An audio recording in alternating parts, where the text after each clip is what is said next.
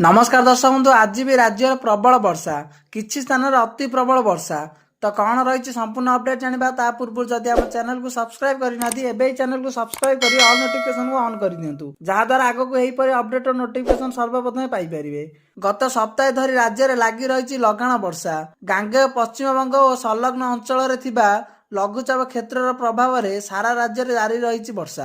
आज भी राज्य विभिन्न जिले में दिन सारा लगी वर्षा। आज अधा ओडिशा रही वार्निंग प्रबल वर्षा नहीं 20 जिला को येलो अलर्ट रही।